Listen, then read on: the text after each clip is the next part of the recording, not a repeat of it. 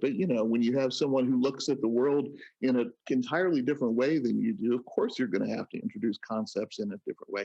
We're all headed in the same direction. You just may have to come at it from the opposite angle. And, that was one of the best things that I learned as a teacher. And I'm still learning that, obviously. It's one of those things where you can put things into practice and say, well, this worked for these 9 students. What about the 10th one? Why didn't it work for that one? This episode contains adult language and adult humor. Since when have trumpet players ever been considered adults? If you are easily offended by these types of conversations, consider switching to the oboe. Welcome to the Trumpet Gurus Hang podcast. I'm your host, Jose Johnson. My guest for this episode is Bryan Shaw. Bryan, well, he's not afraid to try something new. While his original passion for playing the trumpet came from Maynard Ferguson, Bryan found his education leading him down the classical path. Bryan is highly regarded for his skills on the Baroque trumpet and is co-principal trumpet of the Dowdeswell Winds, principal of the Baton Rouge Symphony, Fe Pro Musica, and Spire Baroque Orchestra. But he still loves to play jazz and crank out those high notes.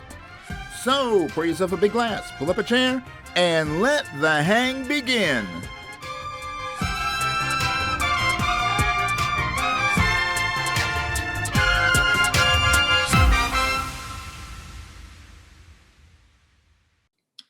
All right, and welcome to the Trumpet Gurus Hang, and I am hanging today with Mr. Bryan Shaw. Bryan, good to see you, my friend. Great to see you. Thanks, Jose. Oh man, it is an absolute pleasure. We've crossed paths a number of times in the past, but just never really, had a super deep hang. So this is one that I'm looking forward to. Tremendous amount of respect for you as a player, and I really am interested in kind of getting your take on a few things now that you've made a transition in your life. So yeah, big change. So I taught at LSU at the School of Music for 15 years, and a few years ago, after my divorce, I met a woman who I had known in grad school, actually almost 20 years ago, and we'd been friends for a long time, and she wanted to kind of start talking again. She's a singer and wanted to make an album, and so we started talking, and we've been talking that every day since. So the trick with all that, though, is that she has a son here in Seattle and obviously lives here in Seattle. So I wasn't really able to move up here, and she wasn't really able to move down there. So we were doing the long distance thing for about 3 years until I was able to move up to Seattle with my son. So I left my position at LSU in December, and I've been up here since. Oh, okay. So how are you enjoying life in the Pacific Northwest? Well, it's great. It's a little bit of a culture shock from Louisiana, but I've been coming up here for several years now, so I'm kind of used to it. So it's been great, though. Yeah, but you're originally a Midwest boy, right? Right. I'm from Southern Illinois originally. Yeah. So you go from Southern Illinois. You go to college. You're at Eastman, so you're in in New York, and you end up in Louisiana. So yeah, it makes sense. You end up out in the Pacific Northwest. I mean, we're just trying to logical progression. That's right. Yeah, we're just kind of going in a big circle here around North America. It seems like Play the trumpet, see the world. That's right. Yeah, absolutely. So what are you doing in terms of the music scene up there? Are you plugged into it already, or are you just kind of making headway? Yeah, I'm just getting started. After teaching full time and not being able to play up here, even though I was coming up here a fair amount, it's been kind of a big shift, and so I'm kind of starting over in a lot of ways because I'm getting to know the local musicians and getting to make friends with some trumpet players in the area. But there's some really great folks who live just around the corner from me, actually, it turns out. Charles Butler, who was principal of Seattle Symphony and the Israel Philharmonic for years and years, just lives over the hill from me. So I've gotten to know him. I didn't know him, and he's, of course, an amazing resource. And then there's lots of other folks here in town that have been really generous with their time and recommended me for this and that. And, I'm getting to go through that thing that most people go through in their 20s at 44. And so it's been sort of a way to test all the things that I've told my students, about showing up on the scene and being active and being available and being as excellent as you can when you get a call, and trying to practice what I preach a little bit, Yeah. So do you have any intention on getting back into academia, or are you ready to move on to a new chapter? I mean, I wouldn't rule it out yet. I'm sort of enjoying being out of academia a little bit. And, I think I went through a bit of burnout, with the LSU position. It was a great job and great people there. I love my students and my colleagues. And I like the culture in Louisiana a lot. But, it was just a lot of work and kind of working on both sides in the classical realm and the jazz realm too, and over time, I think I needed a little bit of a break, and so this has been good for me. And I'm not far enough into it yet to really make a decision about that, I don't think. Right. Well, sometimes I think we get so used to our routine. And, it's hard to make these small adjustments, let alone these kind of life altering changes. But, Sure. leaving the comfort of the known, even when there is a level of burnout and when there's difficulties and things like that, it's easy to want to hold on. So, I mean, obviously you had a big reason to make this change, but as you were going through that process of, hey, I've got to give this up. I've got to give up something that's good to get something that's great. What were some of the things that either pushed you towards like, no, I'm ready to move on from this from a professional perspective, and then some of the things that you kind of miss about the scene? Oh, sure.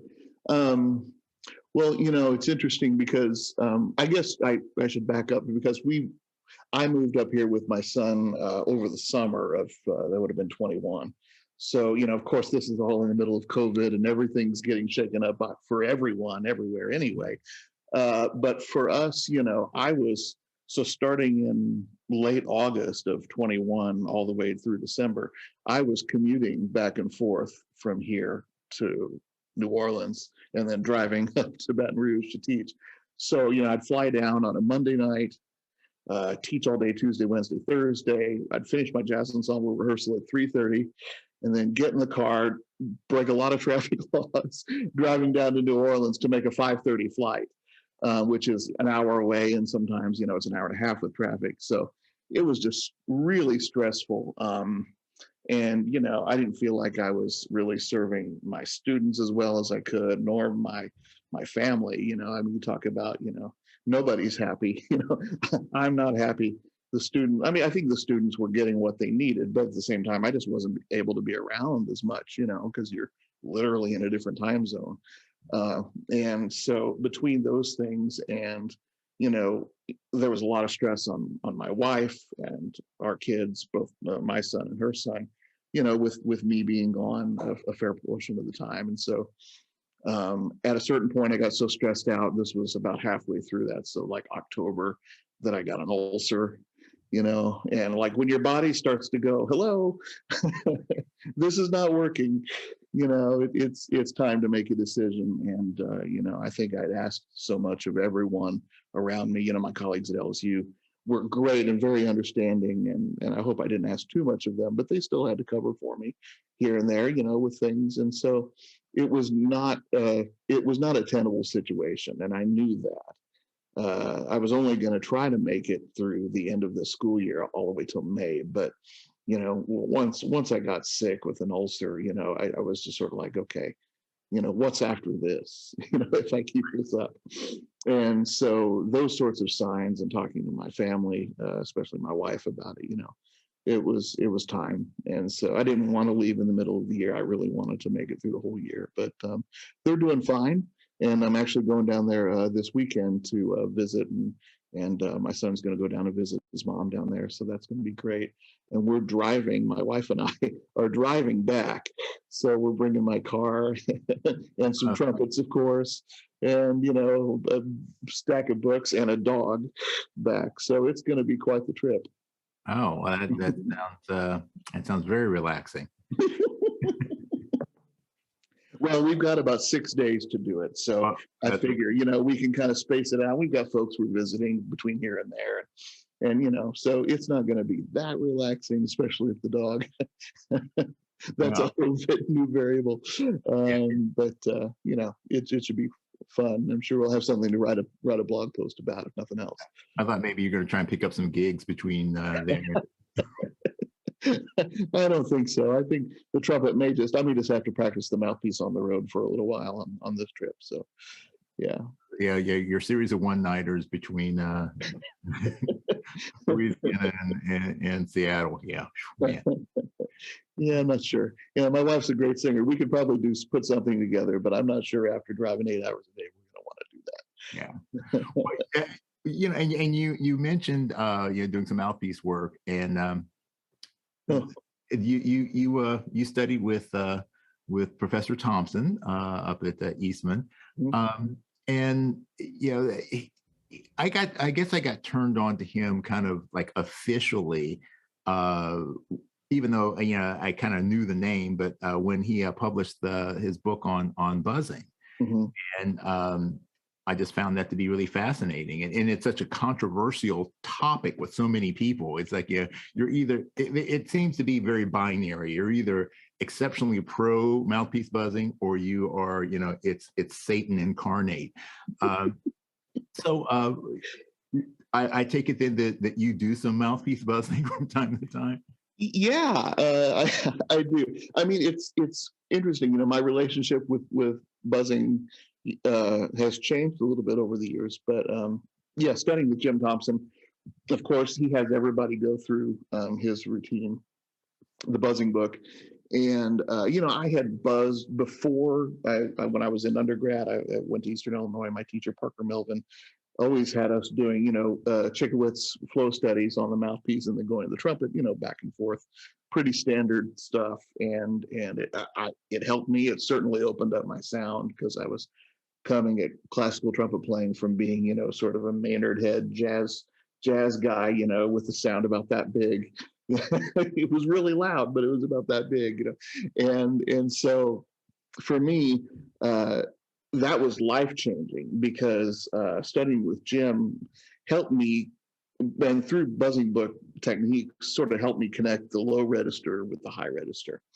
And before I sort of had these gears, I would sort of shift into, so like I could play high for a long time and that was fine. And I could play sort of middle of the road and that was fine. But connecting things to where you could go up there and come back and vice versa, that was not really happening until I got with Jim. And so, the thing with mouthpiece buzzing for me is, you say it's controversial. I think it's interesting. It seems to have gotten more controversial, but maybe everything's more controversial now because people just say stuff online. I don't know. But yeah, I know, just from posting a couple snarky things on Facebook that I've been guilty of, people really react strongly to it. So for me, it's one of those things where if it works for you, I think you should do it. And if it doesn't work for you, you probably shouldn't do it. And I've had students who have fallen into both categories. And I think they've done the routine with good faith and put the work into buzzing. And I'm not sure I really understand why it works for some people and not for others. I do have a theory that sometimes people who, I'm going to get in trouble, but folks who do the exercises on the mouthpiece too loudly generally don't have very good results, because they end up sort of blowing out their aperture and it becomes sort of counterproductive and can actually make you have more problems than you started with. So that's always sort of been a working theory of mine, that, if it doesn't work, it's probably because you're doing some part of it incorrectly, or maybe too much, or just with, too loud, too much tension in the chops. Something is probably not right. I don't know that to be the case for sure, but a few years ago, I guess it's been like 5 or 6 years ago now, a trumpet player who I won't name said something about the mouthpiece is not really how the trumpet works. You shouldn't buzz the mouthpiece, because you can see that if you buzz a note on the trumpet and then you put the body of the trumpet on the mouthpiece, you'll have a small nasal tone. And I thought, well, that kind of sounds like bullshit. and so, I was sitting at home and I was practicing and sort of, one-handed Clark studies and scrolling with the other hand, like I'm guilty of doing sometimes when you're just trying to get the horn on the face. And so I said, I wonder if that's really true. And I buzzed a G in the staff, and I put the horn on there, and that seemed like a decent tone. And then I played a C in the staff, and then I went up to high C and did all of it. And then, like 15 minutes later, my Facebook is blown up because I posted this little video. And everyone's like sort of arguing about it, and, very strong opinions on either side. And then about half an hour later, Wayne Bergeron calls me. He says, "You fucking troublemaker." And I was like, I didn't mean to, And so we had this long conversation about buzzing, which was kind of surreal, but cool.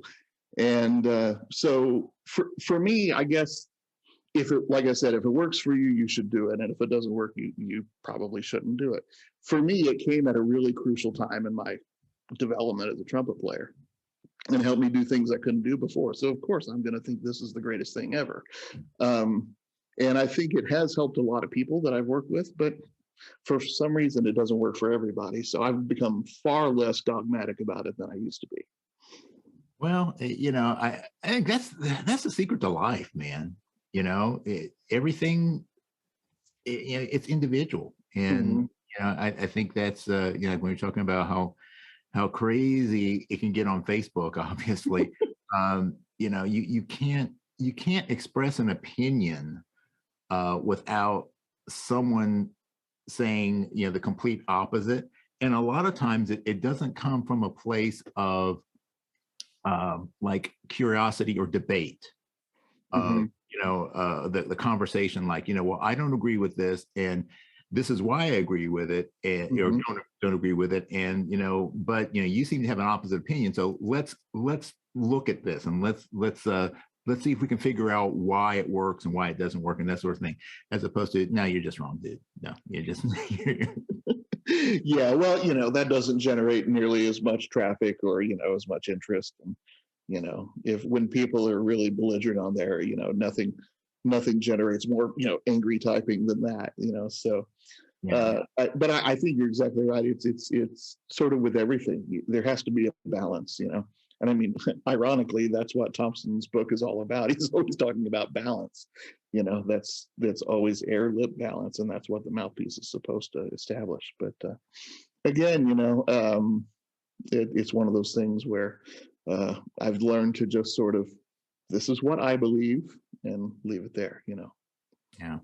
Well, that's good, and especially as a teacher, this is kind of like a standard, as a running theme in some of these episodes, particularly when I talk to people that are either actively in academia or just even teaching in private studio, that it's so important that you have a variety of ways of expressing concepts and helping people to attain their goal. And I think too many times teachers, whether it's trumpet or anything else, teachers are more concerned with the perpetuation of their thought processes as opposed to helping the student gain what they need.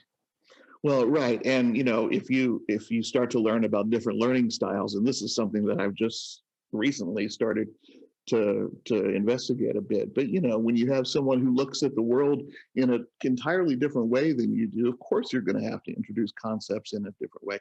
We're all headed in the same direction. You just may have to come at it from the opposite angle. And, that was one of the best things that I learned as a teacher. And I'm still learning that, obviously. It's one of those things where you can put things into practice and say, well, this worked for these 9 students. What about the 10th one? Why didn't it work for that one? I was reading Wilf Rudd's book, his first book, The Collaborative Practice Concepts, I think is what it's called. And I think the prose in that book is just as good as the exercises. So many times we, as trumpet players, just look at the exercises. You want to get right to it. And when you're looking at, even Arban, there's so much to be gained just by reading the prose there. And in Wilf's book, he said he has different chapters. I think one's addressed to how to be a good student, and another one's addressed to how to be a good teacher. And the one about teaching this is really kind of profound. It's a simple statement, and of course, I should have thought of it, but that's when the things are maybe the most profound. Is he said something about, if you're really up against the wall with a student, and you've given them like 6 different ways to approach the same concept, and they're still not getting it, you don't necessarily have to blame yourself. Sometimes they're just not doing the work. Yeah. And as a teacher, we're trained to sort of think, oh, well, no, I must need to try a different angle with this. So you sort of exhaust all of your repertoire of how to, triple tongue or whatever it is. And it could just be they may not be spending enough time with it. And I thought that was a revelation. Yeah. Well, I mean, that's they're all the ingredients to making advancement. It's like, you can have the best teacher in the world, but if you don't put those teachings into practice, you're not gonna get good. Exactly. Yeah. But so your career has been, you've covered a lot of ground. As you said, you started out as the high note kind of high note jockey. Then got your legit chops together, and you've kind of been you've made quite a name for yourself as a Baroque player, which is it seems to go from Maynard to Baroque, that seems to be quite a journey. So what is it about Baroque that speaks to you, that obviously, because you have to love something to reach a super high level of skill is something I think you really have to be passionate about it.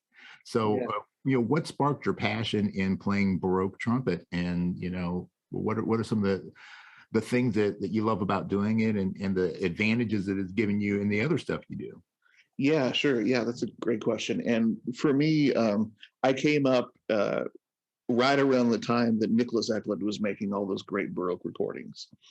And right around then, I was also, getting more and more kind of freelance work. And I was doing a lot of piccolo playing in churches and playing with choirs. And, I would, you'd be just like everybody else. You're reading a part, and it's a Handel oratorio, and it says forte. And if you play forte on piccolo trumpet, you have destroyed everything around you, and the choir directors or the music directors would constantly be saying, less trumpet, So I found myself just playing really, really small, and that being satisfying for them, but incredibly unsatisfying as a player. And I'm not thinking, from a meathead sort of perspective of I want to play loud all the time. But for me, it was one of these things like, okay, the part says forte. The part also has parts that say piano. Yet, if I give anything above sort of piano plus, it's going to, destroy the singers and the rest of the orchestra. Why is that? And it just, as I was like 22 or something like that. And I really hadn't considered, oh, wait, this isn't the instrument this music was written for at all. It's kind of the opposite instrument of what this music was written for. Actually, the piccolo trumpet's great. I love the piccolo trumpet. I love Maurice Andre, especially. He's my favorite. But in that context, it sort of isn't what the composer had in mind at all. And so when Handel was writing these parts and he wanted them to be forte, he was hearing a completely different instrument in his head. So that coincided sort of with the Art of the Baroque Trumpet series coming out on Naxos that I mentioned of Nicholas Eklund. And I got a recording of those and I heard it, and it was just like the higher he went, the more beautiful and lyrical and singing the trumpet became. And the lower he went, it was sort of really kind of earthy and kind of had a lot of body in the sound. Whereas on the piccolo trumpet, as you know, when you play in the low register, it's like, which is like totally not satisfying at all. So, and it just sort of fixed a lot of problems. But ironically, playing the right instrument turns out to work. But it fixed a lot of problems just with the repertoire. When you go to play The Trumpet Shall Sound, right? The singer, the tenor, or excuse me, the bass singer is singing, "The trumpet shall sound and the dead shall be raised." And then here you come with the trumpet, what what sort of resurrection is this going to inspire, so for me, when you play a Baroque trumpet and you're playing in the low register, that can really fill a room without taking up the sonic space of all the other instruments. And for me, that was just like, oh yeah, of course. And then as that excerpt, if you want to stick with trumpet shell sound, goes higher and higher and ascends to heaven, it becomes more angelic and, like I said, lyrical and hopefully beautiful. And to me, that just answered all the questions. So I was like, well, if I want to play this music, I'm going to have to get a Baroque trumpet and figure this out. And so that began just another sort of, okay, we're starting over. here's G and the staff, pia, pia, pia, and trying to figure it out. And, it was one of those things where I kind of put together, okay, I can play in the high register. This instrument requires that regularly. And it also requires a great deal of finesse in terms of playing up there, because you can't really, on a Baroque trumpet, you can't really sort of go after it too much, especially in the high register, because the notes are so close together. Sometimes, the nearest note can be just a half step away with the same, even, with using the holes, which is another controversial thing. It's like mouthpieces. You kind of don't want to even go there. But for me, that was just it. And then I discovered this repertoire that sort of paralleled, the advancement of the high register, and in the 20s with Louis Armstrong, and then in the 30s with guys like Al Killian, and then Cat Anderson, and people like that coming up in the early part of the century. The parts and the repertoire just kept getting higher and higher and higher, sort of culminating with Maynard and guys of that ilk afterwards. That happened in the Baroque period. That happened in the 1740s in Germany. So, composers are writing concerti. If you take the second Brandenburg concerto from 1721, and then you get into the I'm going to maybe get this wrong, but 1740s, 1750s with Michael Haydn in Austria, in Salzburg, writing for higher and higher parts. Of course, that's sort of the world record Baroque piece, the Michael Haydn D major concerto. And then, people in the Germanic lands were writing stuff that stayed up there, like Reuter, has a couple concertos that are tons and tons of written G's above the staff. So for me, it was like, oh, there's a parallel here too. And it was fun to sort of track that. And that's what I tried to do with that first Baroque album that I put out about, it was almost 15 years ago now. Wow. So, I mean, did you see that? I've talked to a lot of people that said that, like, having to learn how to play pick helped with their upper register playing on the B flat, because of not having to learn to keep everything kind of more, the aperture a little more focused, that you can't muscle, kind of sometimes pound out the high notes, but you have to sort of finesse them a little bit more on pick. Did you feel the same thing with Baroque, that as you were learning the nuances of that instrument, that it helped to refine some of your upper register playing on your B flat? Yeah, it did. And it also helped my piccolo playing a lot too, actually, because I sort of just found that it wasn't necessarily a technical change as much as it was sort of a conceptual musical change there, because when I started playing piccolo trumpet, excuse me, I was just sort of doing whatever I could to get things to come out. And that it doesn't really translate well musically if you play Baroque trumpet, because, yes, you can play kind of loud in the high register there, but you can't really, like you say, sort of pound it out. So by sort of adopting that I guess, triangular sort of pyramid approach of, the low register is big, and as you go higher, it gets lighter. That's what I tried to emulate on the piccolo trumpet, and that's really changed how I play it a lot. And so, I'm not going to be able to imitate a Baroque trumpet on the piccolo. That's not going to work. But you can let the Baroque trumpet inform that instrument. And I think if you do, it sort of reaps a lot of benefits there. And it's been really helpful to me just to be able to do both of those things. But I still love playing piccolo trumpet. Well, no. To each his own. I hate You hate the pick? Oh no. Why is that? Right. I never really played it much when I was younger, and I guess that I just don't have the familiarity with it. But I remember the first time I picked one up and I tried to play, and it's like, nope, this ain't. Well, we all reach those places. We were talking about period instruments. I've been playing keyed trumpet a little bit and performed Haydn a few times on it now. And that's an entirely different beast. It works completely differently, or I shouldn't say completely differently, but the total opposite of the valve trumpet. Where on the valve trumpet you press a valve down, your instrument gets longer, right? You've added a certain amount of tubing. Well, if you play the keyed trumpet, you press a key down, you're actually opening a hole, which makes your instrument shorter. So it's just kind of everything is backwards, and it's like, whoa, I pushed this down and I went higher. Wait, how did that work? So it takes you a little while to get your brain wrapped around it. And I was talking to Gabriel Casona about getting dexterity on because he's, to me, the greatest keyed trumpet player in the world. I think he's one of the greatest trumpet players in general in the world, but especially keyed trumpet. I mean, he's playing all these Italian pieces that are just ridiculously difficult on the keyed trumpet, and it sounds like he's playing a cornet or something. It's just unbelievable. But when I was really trying to get started on that, I asked him about what do you do for dexterity? He's like, oh, I just do Clark 2. So he's playing Clark 2 on the keyed trumpet, which is kind of ridiculous. But I've been trying to do that, and it really helps. But anyway, what I was trying to get to was with finding your limit is I really wanted to play the cornetto because I thought, what a gorgeous instrument. There's all this repertoire, and it'd be a fun thing to just learn. But I don't have really big hands, and the stretch on that instrument to cover all the holes, I couldn't do it. I tried for like a month, and it was just like, no, I'm just not going to do it. So I have friends, Chris Quapis, who also lives here.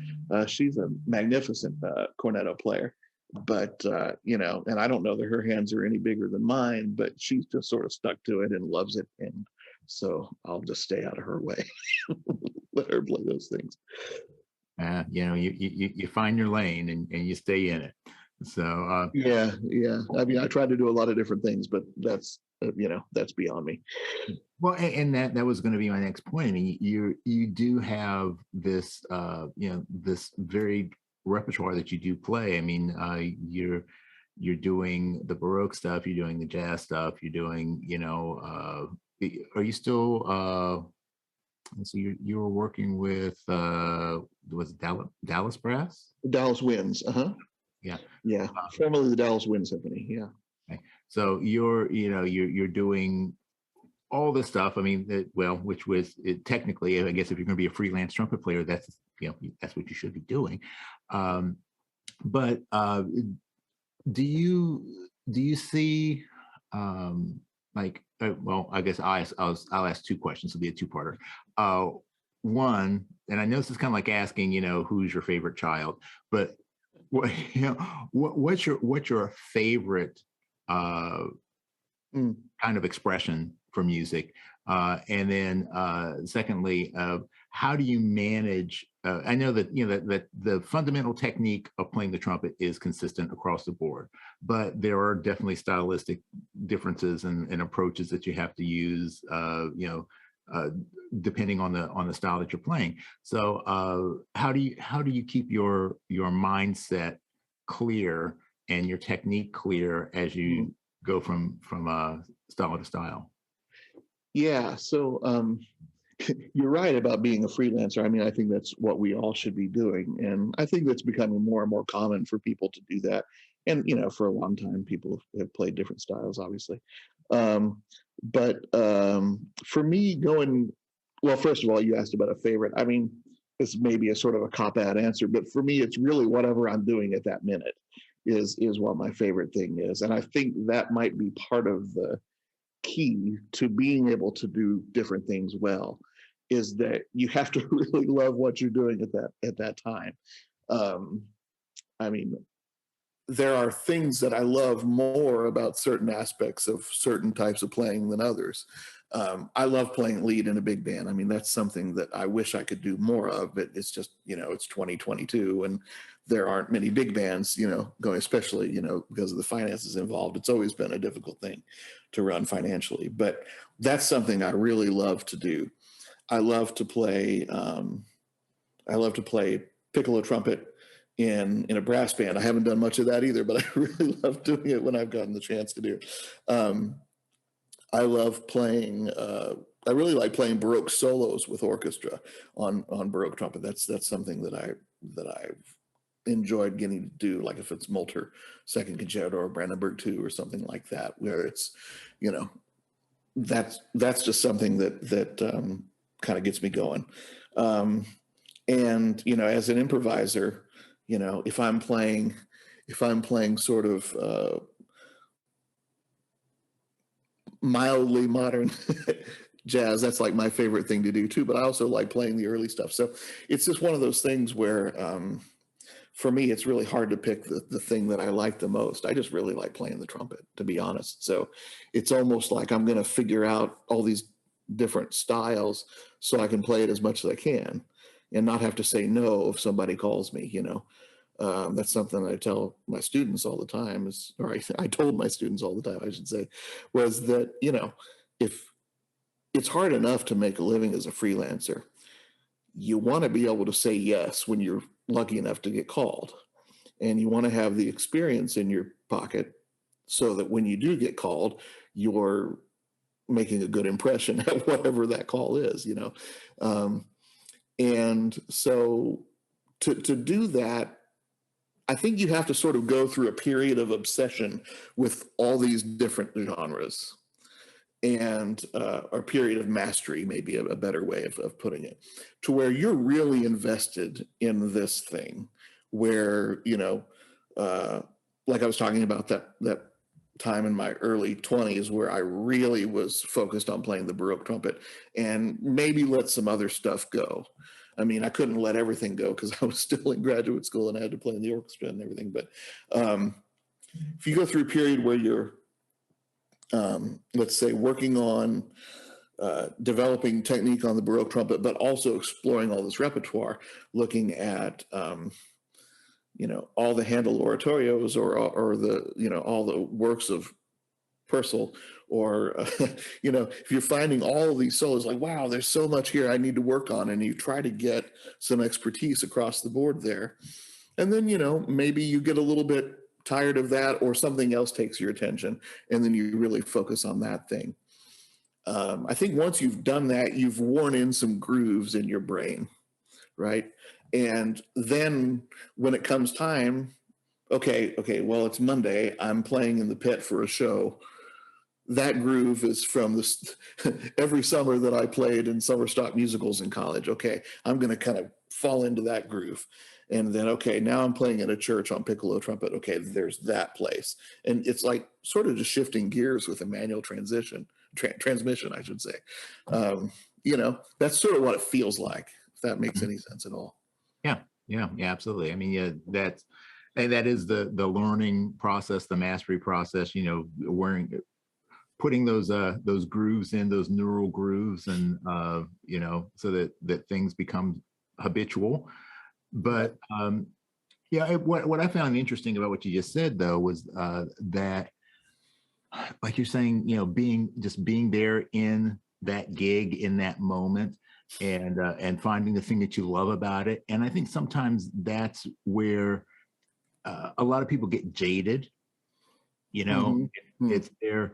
I think it's Eckhart Tolle said that his definition of stress was being here but wanting to be there. And I think sometimes it happens to people. It's like, you're on a church gig, or you're in the pit somewhere, and you're just thinking of how much you would rather be on a stage somewhere or in the studio somewhere. So you can't be in that moment and enjoying what you're actually doing because you're wanting to be somewhere that you're not. So I love that idea. Yeah, that's a great way of putting it. And you see that, we've all seen people who perhaps stayed in one specific gig too long. I remember my first real professional gig was working on a cruise ship that was ironically based in New Orleans, because I hadn't ever been there before. And being from small town Southern Illinois, to go from there to New Orleans was a big change when I was, I think I was 19 or 20 when I first started working on the ships. And I was like the baby in the band. There were some other kind of college age kids, but and then there were like the lifers on the ship. And some of them were really nice to me, and some of them were just, it wasn't necessarily directed at me. They were just pissed off that they were there. And you could tell. And I was like, oh, damn it, we're doing this tune again. And, for me, because everything was new to me, I was like, oh, this is great, But, you could see the jaded folks. And it was a good lesson to me, because I was like, okay, these guys are getting to make music every day. They live on a cruise ship. They're seeing beautiful places every single day in the Caribbean is where we were. And yet they're still unhappy.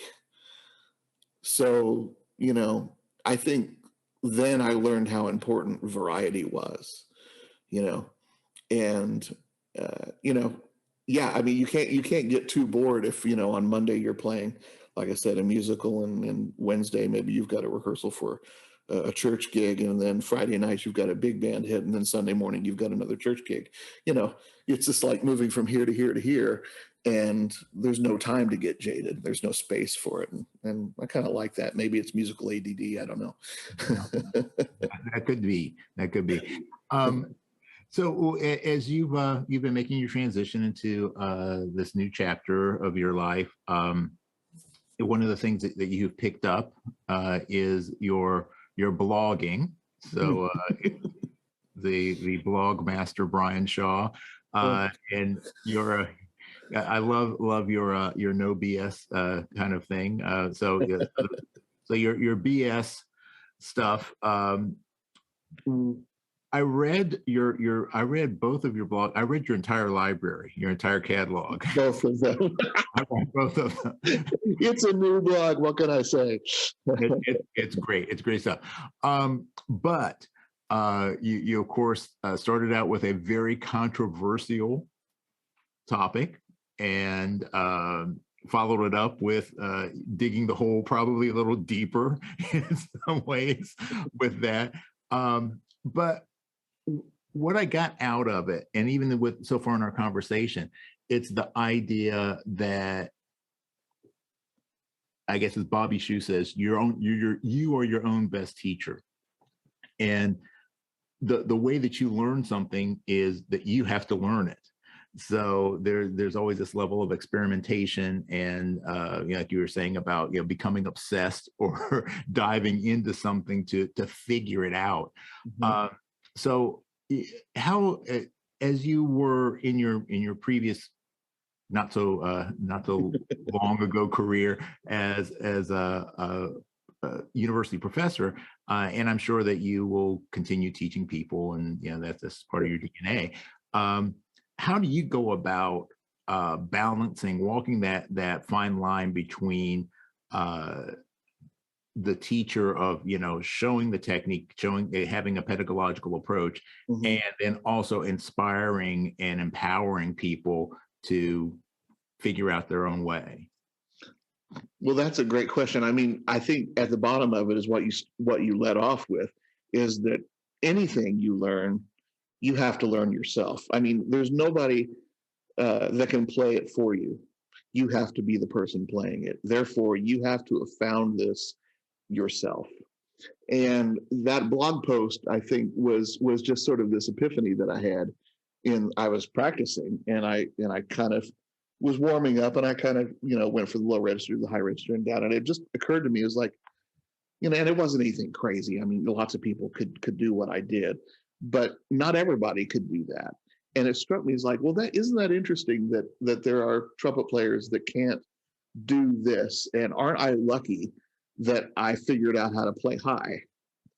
And then I was like, that's a good thing to write about. And it just sort of occurred to me, and I've been talking with Ashley Hall, who I'm sure you know, teaches at Longy, great soloist and pedagogue. And Ashley is also an amazing career coach. And so I've been kind of talking with her throughout this transition.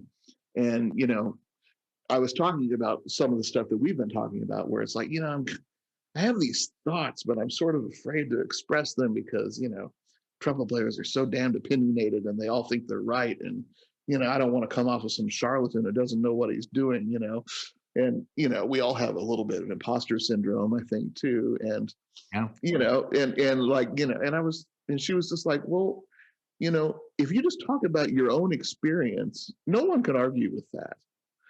You can't say, no, you didn't do that, because fuck you. Yeah, I did. Actually, you know, you weren't there. So for me, that just sort of opened up this, you know what, I'm just going to say whatever the hell I think.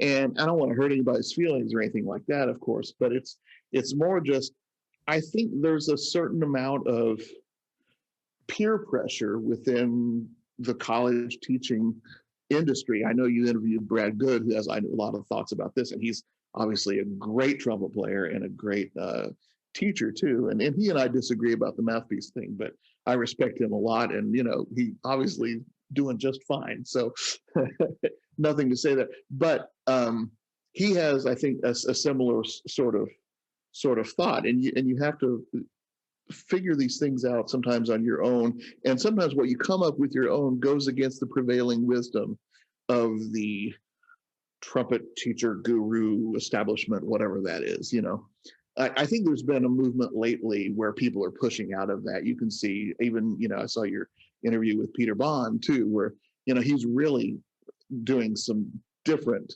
sorts of, or he's establishing some different ways of thinking about playing the trumpet. And I love that. You know, I've tried some of the stuff. Some of it works for me. Some of it, maybe I just haven't figured it out yet. I'm not going to say it doesn't work, because obviously it does for him. He's amazing as well.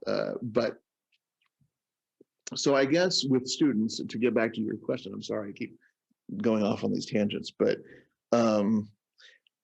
for me, I think it's most important that they see me do it. So that I have a student, and I play a lot in lessons, and I always found that to be really helpful when I was a student, to have a teacher sit there and play it for you. It's just, there's something about the mechanics of the trumpet being activated in the same room as you are that can kind of make you go, oh yeah, that. And sometimes it's not even a thing you can describe. It's just, you know, I remember being in jazz camp in high school, and Chuck Parrish, who's a great lead player in Chicago, I was kind of frustrated because I couldn't play anything above a G above high C. It would just shut off. And I just heard him play an A in the room in front of me. And something about hearing him do that helped me to do it. There was like a strange osmosis that happened. And so I've taken that into my teaching, and maybe I play too much in lessons, but I like to show my students, no, it's just like this, you know, and to have something that maybe is a wall for them be broken down right in front of them, I think can be empowering. And I don't really understand necessarily the neurological process that makes that happen, but I think there's something to it, and it helps. But then if that doesn't work, yeah, I've got to have some pedagogy ready to go. And I've got to be, okay, this exercise, keep doing this, do it slowly, do it every day, 10 times at this tempo. And let's talk next week and see where you've gotten with it, you know, or some other strategy. But for me, that the two have to work together, you know? Yeah. Well, yeah, I mean, you're absolutely right. I mean, there's just something about being with someone, and I think there's maybe two things that go on. One, like for me, when something's difficult, if I can see somebody do it, and not like separated on stage or, you know, on a recording or something like that, but I can be there right there next to them while they're doing it, and it kind of breaks down that, well, it can't be done sort of thing. And it's just, you're saying, okay, well, they can do it. Then it leads me into looking or listening for clues. You know, it may be like something in the sound. It may be watching the person and seeing, like, when they're, like so many other people having trouble breaking that barrier, the G to the A, crossing that break, and you see somebody and they're like, oh, well, I pushed so hard to do it, but he seems to be easing back a little bit. Oh, right. Yeah. Or, just these little tiny things, or watching fingerings, or it just changes in the body. So there's so much that you can learn that way. And that's where I think having a teacher who is open to those kind of processes, that has all the tools in the toolbox. They can talk about it, they can show it, Right. Yeah. And I remember, and there's also certain things that you can't really put words around. There are certain things that, like you were talking about sound, like, I got to sit next for almost 4 years, sit next to Jim Thompson once a week and hear that glorious sound that man makes. I mean, the sound is so big that it kind of, and it's not loud. It activates so many overtones in the room that it just feels like his trumpet's going to explode in his hands. It's amazing. And I've heard other great players that sound like that. But if you get really close, you kind of hear like a little bit of, and it's like sitting next to a great violinist. Out in the hall, you hear this beautiful singing, rich sound, but sometimes up close, it's a little scratchy and like, oh, that doesn't sound like what I expected it to sound like. And then when you go into the practice room and you've got that sound in your head, it's like, no, it's okay if I've got a little scratch in the sound. That might be some overtones that I'm not used to hearing. It's sort of can open you up in a way that you wouldn't have otherwise if someone was just saying precisely, okay, do this. Yeah, well, that's true. So let me ask you then, why are you so happy that you can play high notes? Because I don't have to figure it out again. No. Well, I think this was sort of in my second post, but it opens up a lot of repertoire, obviously. If you can't play high, there's certain things that are just off the list all of a sudden. And I think it also, I've watched other trumpet players, and it can be a great source of stress for them when something high comes up and they're just not sure if it's going to come out. And these can be really great players who can get around the instrument beautifully, but there's sort of a ceiling there. And, it's one of those things where, I'm just grateful that I spent the time in my youth to figure that out, to figure out what it felt like to do that, so that I can always go back to that place. And I'm not saying I don't ever miss a high note, because I certainly do, but where it should have been at least, right? and if you've never sort of experimented to the point where, oh wow, that F just popped out, oh that was cool, let me see if I can do that again. It always remains, maybe it has this mystery left with it, or it sort of has a certain amount of fear attached to it. And, that's no way to go about playing the trumpet, I think, if you're, afraid. And so for me, that's been helpful. And it's also just sort of been a little notable part of my career that I can do that. I'll tell you the greatest compliment I ever got, which was we had Paquito de Rivera to LSU. And he came and was working with some of the students. And then the late, great Derek Gordon, who was head of the Arts Council of Baton Rouge, or the River City Jazz Masters, brought Paquito in.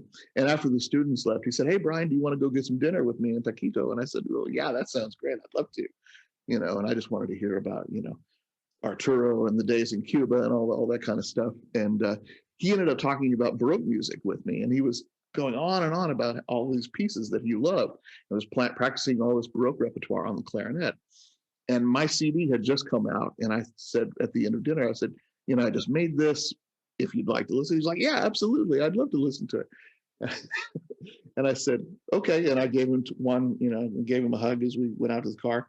And then the next night was his concert in Baton Rouge, and he was surrounded by a bunch of high school students signing CDs after the concert. So I didn't want to interrupt him, but I kind of tried to catch his eye, I kind of went like this. And he saw me, said, "You," said, "I listened to your CD today." Because I thought, he'd probably just throw it in a suitcase or in the trash or whatever. Yeah, sure, I listened to your CD. He said, "I listened to your CD today." I said, "You did?" He said, "Yeah, I listened to that one piece and it went higher and higher and higher." He's talking about the Michael Haydn D major concerto that goes up to the high concert A. He said, "It went higher and higher and higher." He said, "I almost shit my pants." Now, I wish I could use that in my bio. I don't think it would fly. But, so just little things like that you're able to do. And I'm thankful that I can do some of that stuff. Certainly not, Wayne Bergeron or somebody like that. But just if you've got some currency up there, I think it really helps you and opens up some doors that wouldn't otherwise be open. Yeah. Well, I think that it's just always good to have all the tools that you can have at your disposal. And Sure. Like you're saying, the way that repertoire has changed, whether it's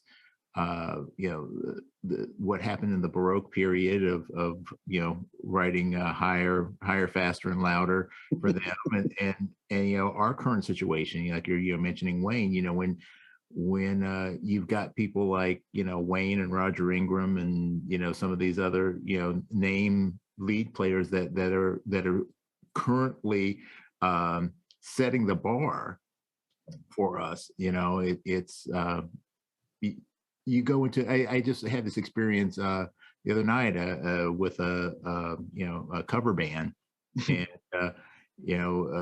pulling out a tune where they had a Jerry Hay horn arrangement on it, and I'm saying, Jerry and the boys did set the bar for a lot of For us. sure. Yeah. But the thing is that I wish I could play like that. If I could play like that, I wouldn't be here. I'd be in LA playing with Jerry and Gary. Same here. Yeah. At least having a modicum of ability to play that kind of music and in that register, it's helpful because that's the standard now. You can't be in a bar band and not be able to at least play a high F sharp because you got to play September. Or you're not Right. I'm thinking of Shining Star. You got to be able to hit that high F sharp in Shining Star. You got to be able to play certain things that you just have to be able to play. If you're a big band player, then a lead player, then you don't have to be able to play a double C. But there are a lot of charts where you are going to be called on to play those G's and those A's consistently. For sure. Yeah. Yeah, and those guys, and Louis Dowdeswell, there's a whole new generation of folks, way younger than me. I remember going over to the Royal Academy in London where Louis was still a student, and my friend Nick Smart says, "Check out this guy." Meanwhile, Jacob Collier is also in school there. So like there's some real monsters walking around that place. Yeah, the guys that are on that London music scene are absolutely insane. Yeah, I've gotten to be friends with Tom Walsh. Oh yeah. He's scary.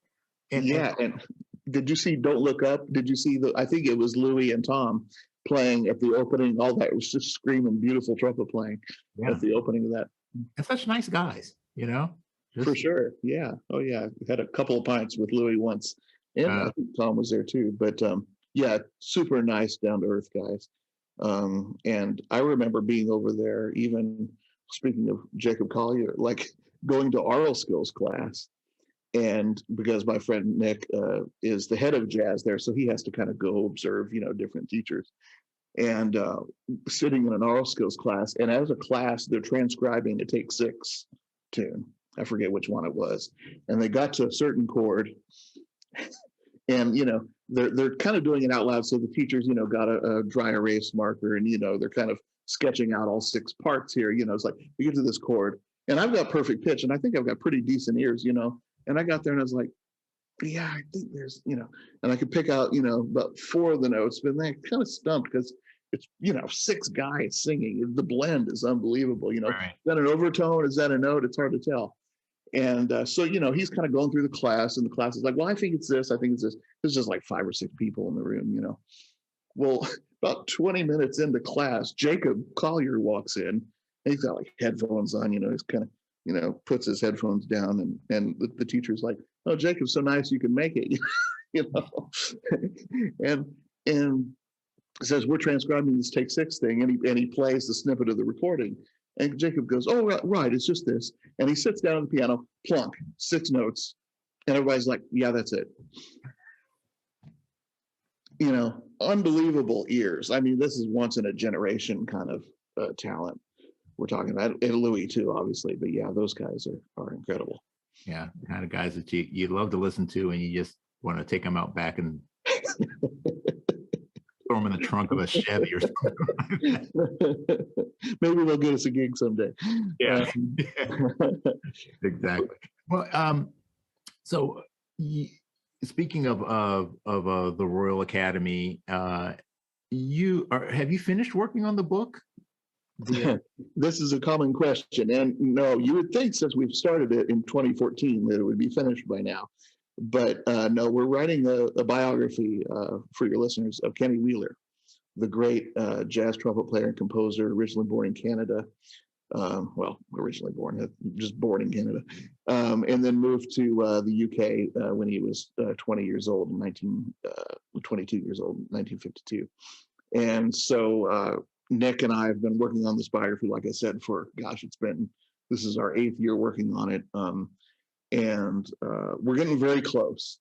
There's so much research that we've done and so many original interviews. I was counting up the other day. I think we've done 112 interviews for this book with different people. Incredible performers like Chris Potter, Jack DeJohnette, Jan Garbarek, Dave Holland has given us probably like 8 hours. The great singer Norma Winston has given us a similar amount of time. People loved Kenny so much that they would just give very freely of their time. I think it's going to be a really interesting story. We're going to have to edit it down like crazy because I think we're up to about 600 pages now. And I'm reading a biography of Lincoln right now, which is 600 pages. And I think maybe in terms of importance, trumpet players, Lincoln, there might be something there. But, this will probably be the only biography of Kenny that's written. And he had such an interesting life coming up in Canada during the Depression, or right at the tail end of the Depression. His family moved around a lot. His mother had some problems with alcohol, and so like he was one of 7 children. It's pretty stressful upbringing, and so out of that sort of turbulent, traumatic in some ways childhood, he became this really powerful, singular voice as a musician, not only as a trumpet and flugelhorn player, but as a composer. And and he was very quiet. He was a quiet personality, didn't say much. One of his famous quotes about him is, I don't say much, but when I do, I don't say much. So, just a really fascinating person. And I think people, even if you're not that familiar with his music, I think would be moved by his story. Well, and I think Kenny is one of those guys that, not everybody is hip to him, mm-hmm. but you should be hip to him. That's my mission, man. Yeah. I mean, I just remember the first time I actually, like, someone said, no, you have to listen to this. And I'm like, holy crap, who is this dude? And, starting to dive in a little bit deeper, it's like, yeah, okay, this is, like you said, it's a singular voice. And his compositional stuff is just amazing. So, that I think is going to be a good addition to the must read for all trumpet players. Helping people to see the possibilities. And, for sure. Yeah, and he has given courage to so many people to be able to sound like themselves, and that was one of the things that he got from Booker Little. He said the first time he heard Booker Little, he didn't necessarily want to copy Booker in terms of his sound. He wanted to copy the approach and having the freedom to sort of not reject necessarily, but depart from bebop and go your own way. And, I think for him, that was really life-changing, because you see, not long after he hears Booker for the first time, this, 6 months, his playing is just, he basically becomes fully formed Kenny Wheeler in that 6 months. And before, he sounds like this kind of quirky guy who's trying to play bebop and not quite making it. It's kind of, you might compare, I'm not trying to talk badly about Miles at all, for sure, but you hear those early recordings of Miles where you can tell he's hearing something, and he's trying to keep up with Charlie Parker, and my God, who could do that? and when he finally sort of departs from that and goes his own way, right? And that happens fairly quickly in the mid to late 50s. And then he becomes Miles. He's not this trumpet player playing with somebody else. He's Miles. And I think Kenny sort of went through the same thing after he heard Booker Little. Well, I think, and that even ties into, what we've talked about in terms of development, you have to learn for yourself. And I think that's the other part of it too, is you have to learn to be yourself.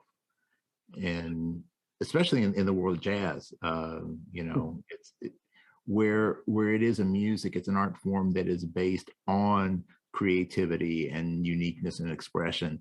But then to, how do you do that? How do you come up with your own unique voice? Right. Yeah, that's a question I may never answer for myself. That's a tough one. I think I was talking about this in the context of orchestral musicians and trumpet playing, and this is not an original thought by any means, and I'm sure you've heard other people say this, but you used to be able to listen to a recording and go, oh, that's Cleveland, that's Chicago, that's Philly, that's New York, that's Berlin, whatever. And now I think we've become so homogenized that it's really hard to tell orchestras apart, and even principal trumpet players. There are some differences, but I think we sound a lot more alike than we used to. And maybe that's the internet. I don't know. I mean, everyone blames everything on the internet, but I think it's the availability of recordings and then the quickness with which we can just hear. You scroll through your Facebook feed, and if you've got friends from around the country, around the world, you might hear somebody playing in Finland here, and then there's Tom Hooten playing, and then there's Wayne playing this, and it's like we sort of end up, I don't know, it sort of goes into the same blender somehow, and we all come out sort of similar. And that's a problem where I'm thinking, I don't know how to solve that problem. Maybe it's not a problem, but for me, and maybe this is just me getting older, but I like hearing different personalities, even in classical music. I think that's something that I remember. When I was coming up, just on sort of the last few years of Bud Herseth's career, in terms of being able to go hear him play principal with Chicago Symphony. But still, I heard a Mahler 5 that just knocked my socks off. And nobody else would have sounded like that except Bud. And there's a certain amount of that I think maybe we've lost. I hope I'm wrong about that. But it would be nice to have the world of trumpet playing be a little bit more original from player to player, and for it to be okay for people to sound different.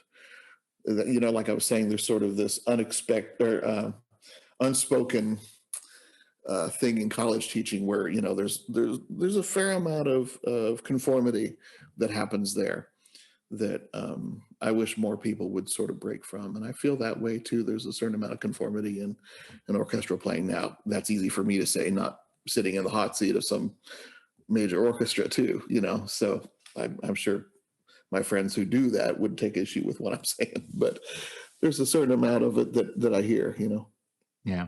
Well, And when I was talking with Peter, he kind of was he made a statement that I found to be real interesting when he was talking about the Met's orchestra, and when they do orchestral literature and how they have a completely different sound than anybody else doing that literature, and it's I think that's great, because I mean that's what you want to hear, but somehow we've kind of gotten stuck in this.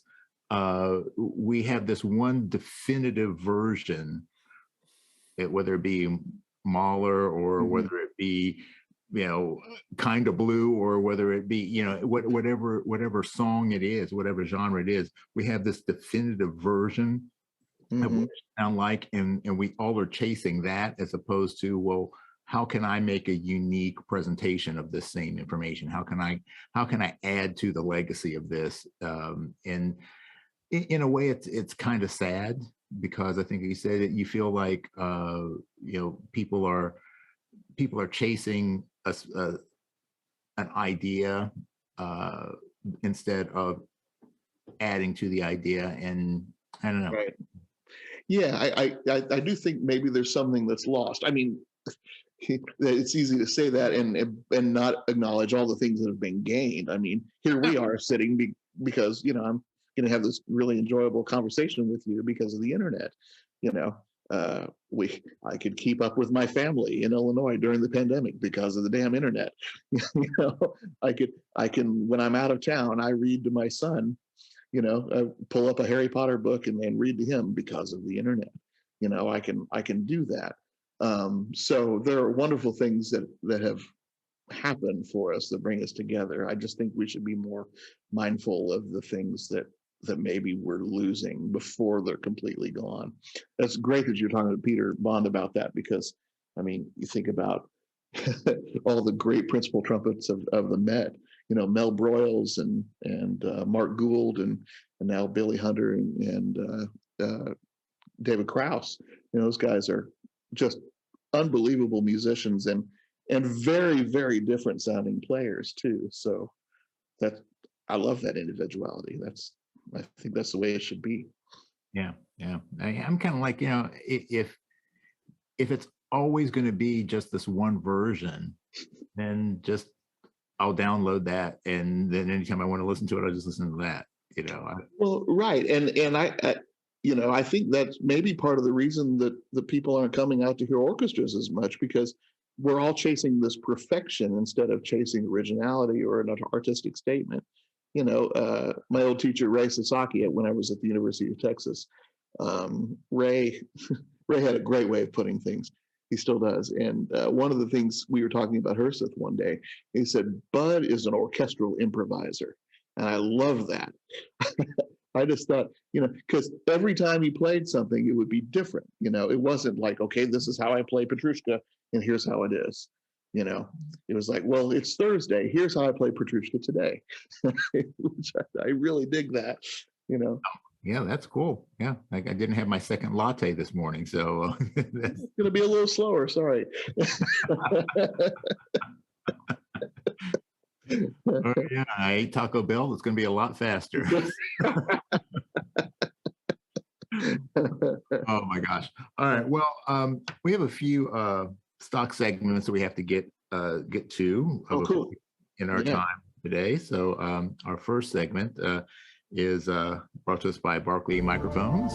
It's called Sound Off, and this is about your approach to trumpet sound. And I think it's real interesting. You have a very good perspective.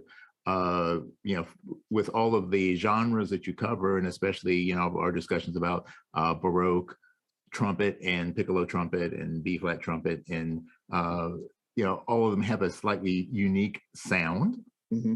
So how do you utilize the lessons that you've learned from these different instruments to develop a concept of sound, and how do you go about sharing that sound or those concepts with other people? Well, I think just pedagogically, going back to the controversial buzzing thing, is just finding the balance between air and lip on each note and making the most resonant and efficient approach to that pitch as you can. because then once you've got sort of the max for you, let's say, because that's going to be different for everybody, the max amount of efficiency and resonance on that note, then you can start to shape it and shade it, and we do that not just with the tone quality, of course. I mean, that's part of it, but it's happening with articulation. It's happening with sort of vowel shape in the mouth. It's happening with varying degrees of abdominal support too. There's a way to play a high C that just sort of sings, it has a little bit of vibrato and has a lightness to it, and then you engage sort of the core, and it's got some zip on it, right? So, and it's still the same pitch. It's just changing the volume, is changing the articulation, is changing the amount of overtones on that note. So for me, though, I try not to be super analytical about it in terms of, okay, well, now I'm playing Baroque trumpet, I'm going to allow for these overtones. For me, it's just sort of having a sound concept through listening a ton. I mean, my recording collection is ridiculous, which I haven't brought from Louisiana yet, but it's a lot. So I think the more you listen, the more you're going to be able to go, okay, this is where I want to go with that. All right, cool. All right, so our next segment is Geared Up. It's brought to us by Venture Mouthpieces. Venture, where technology, design, and craftsmanship intersect. Use the code TrumpetGurus21 to get 10% off your order. Geared Up is our discussion of our favorite topic, besides high notes, gear, which usually those two go hand in hand. But again, this is more about your concepts of gear and how, like the relationship of gear to the player and to the job, because not all jobs require the same gear. So what's your approach to the gear that you use and the advice that you give to players that are maybe looking to fine-tune their setups?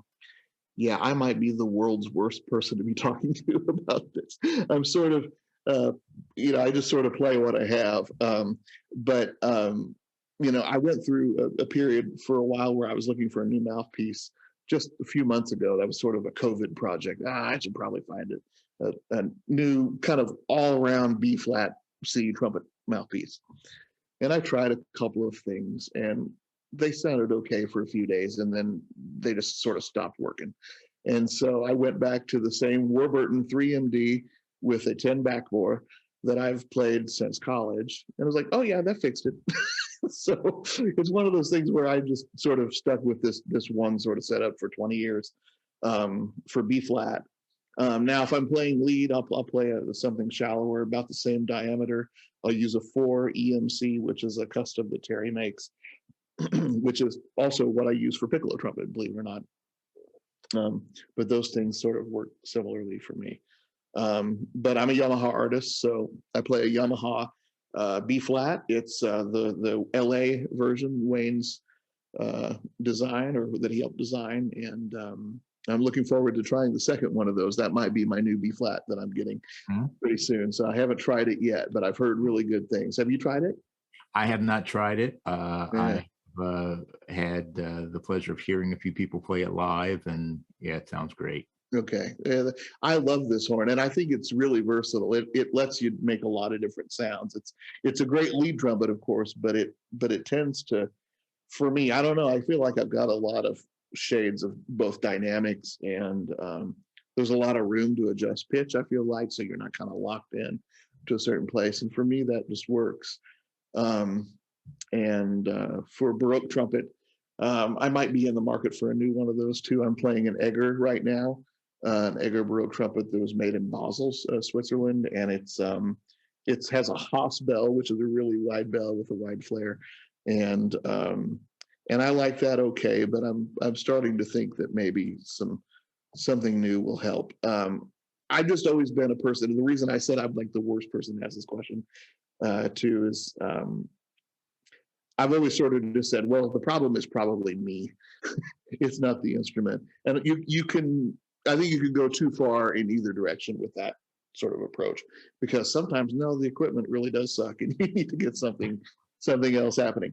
But yeah, that's sort of my approach, is sort of blame myself first. And then if I really am up against a wall, then I'm going to go ahead and and try to swap out some equipment. But time is usually the best tell of whether that's going to stick or not, you know. Yeah. Yeah.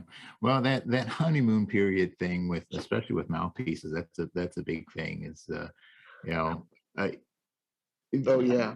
Yeah, you try something and it works great for, the first day or two, and then it doesn't. Well, yeah, I mean, not to bring up Wayne again, I'm not trying to drop names here, but he came, clang. That's my friend Nick says clang every time someone drops a name. That's the sound of it hitting the floor.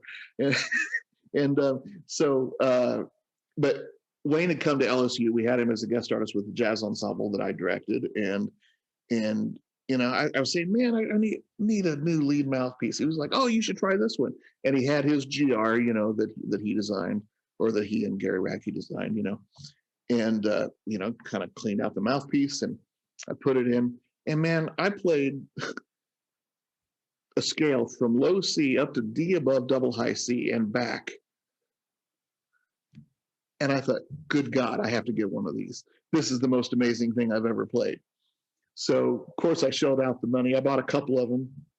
Wayne has sort of a studio one, and one's a little bit different. And so I tried both of them. When I got to the house, I couldn't do anything on them. So I've spent, $400 on paperweights now, But it's funny, but I pull them out every once in a while, and gradually, I've gotten a little better at it. But it was just amazing, that instantaneous, like, holy crap, because I never play a B that well. I can play a B flat, I can play a double C, but the B, there's just like a weird range crack there for me. And boy, it came out beautifully on that mouthpiece. I was like, finally, something solved this problem. And then, of course, I get my own, and it doesn't have all Wayne's DNA on it. So exactly. Probably it's probably the problem, Yeah, he has those D's pre-installed at the factory. Yeah, well, all right, we got one final segment, and this is brought to us by our good friends at Robinson's Remedies, Rapid Relief for your sore and tired chops. This is the Robinson's Remedy Rapid Fire Round, series of questions about all things life, not just trumpet. And I just need your quickest responses. Yeah, I'll be brief. I'm sorry, I tend to go on. Oh no, it's okay. It's okay.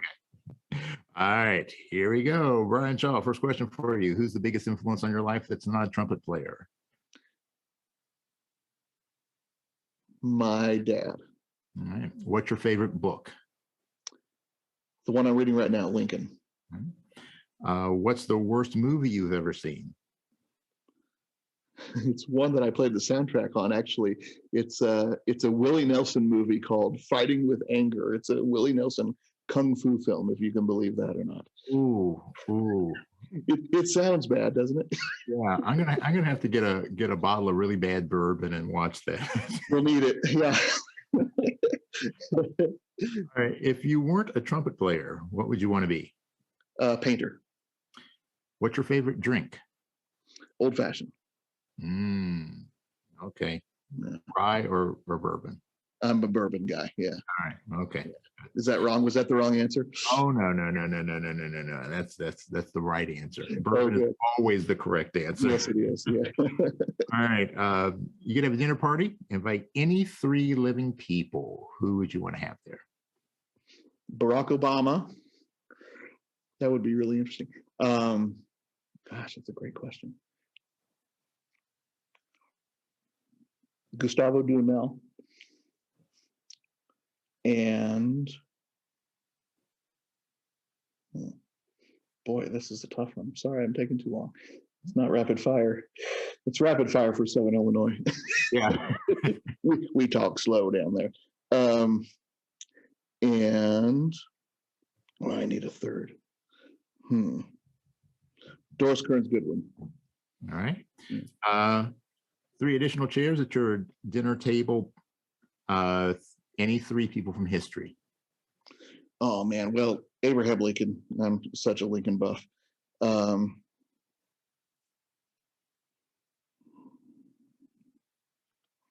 And Gottfried Reiche, who was Bach's first trumpet player. That'd be cool. and man, I'm going to need a translator.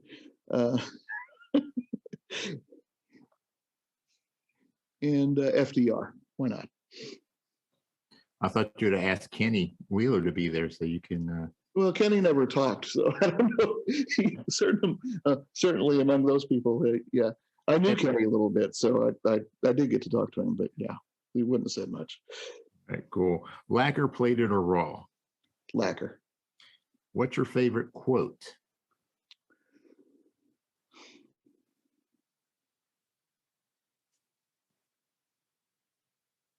You're going to have to edit out all the silence.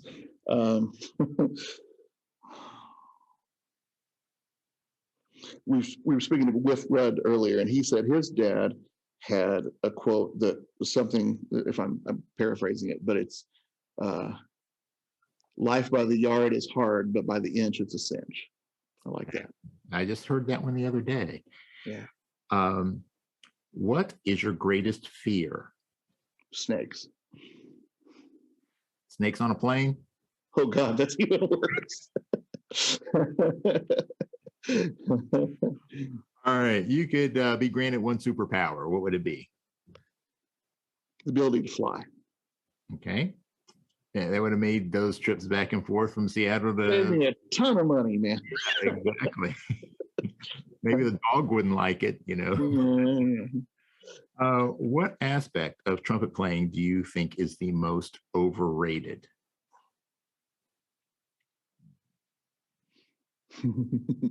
I'm such a hypocrite, but probably the high register. You are. I'm totally a hypocrite. Yeah. And what aspect do you feel is the most underrated? Personal expression. You can go back in time and give your younger self one piece of advice about music. What would it be? Don't do it. No. Stay away.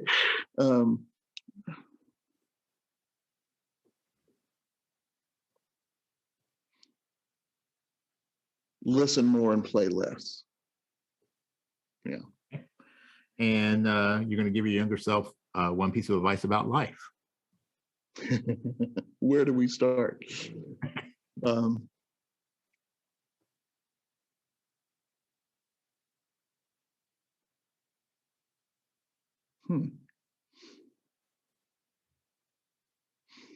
think if I could do that, I would probably say start a family sooner.